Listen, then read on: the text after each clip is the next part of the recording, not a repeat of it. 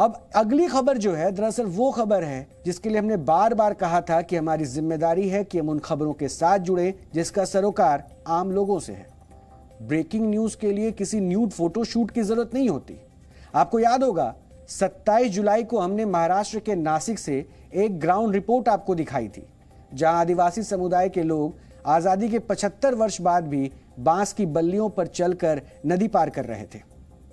इन तस्वीरों को दिखाते हुए तब हमने आपसे ये कहा था कि इस खबर को ना तो देश के नेता मुद्दा बनाएंगे और ना ही हमारे देश का मीडिया भी इस पर बात करेगा, क्योंकि इस खबर में कोई मसाला और राजनीति नहीं है।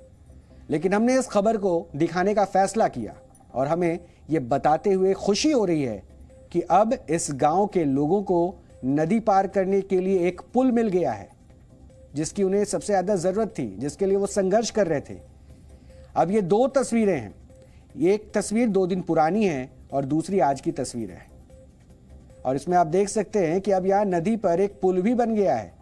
इसे हम सिर्फ हमारी खबर का असर नहीं मान रहे हैं, बल्कि ये लोकतंत्र की असली ताकत है। ये खबर बताती है कि इस देश में रणवीर सिंह का न्यूड फोटो शूट कराना ही नेशनल हेडलाइन नहीं हो सकता है, बल्कि आम लोगों की पीड़ा और उनका दर्द ही ब्रेकिंग न्यूज हो सकती है।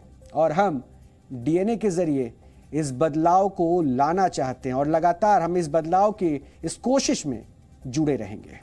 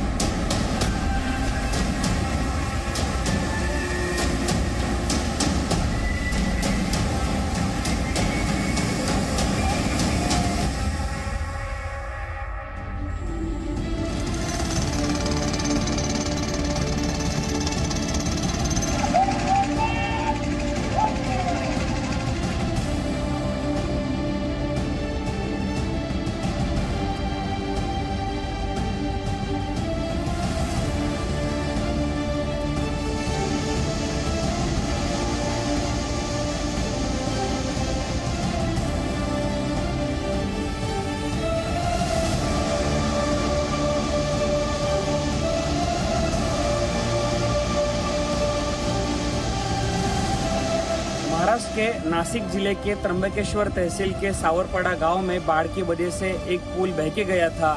संवेदनशील मुख्यमंत्री एकनाथ शिंदे साहब ने नासिक जिला प्रशासन को सूचित किया था कि जल्द से जल्द इस पुल का निर्माण हो और 1 हफ्ते के अंदर यहाँ पे नया पुल बिठाया गया है। उसके बाद जो यहाँ की समस्याएं, चाहे वो रास्ते की समस्या हो या फिर पुल की समस्या हो, सारी समस्याओं का हल करने के निर्देश भी संवेदनशील मुख्यमंत्री एकनाथ जी शिंदे साहब ने दिए हैं। आने वाले दिनों में इस गांव में जो सारी समस्या है वो भी धीरे धीरे करके हम हल करने का प्रयास करेंगे। और आगे भी हम आपसे जुड़ी खबरों का डीएनए टेस्ट यूं ही जारी रखेंगे।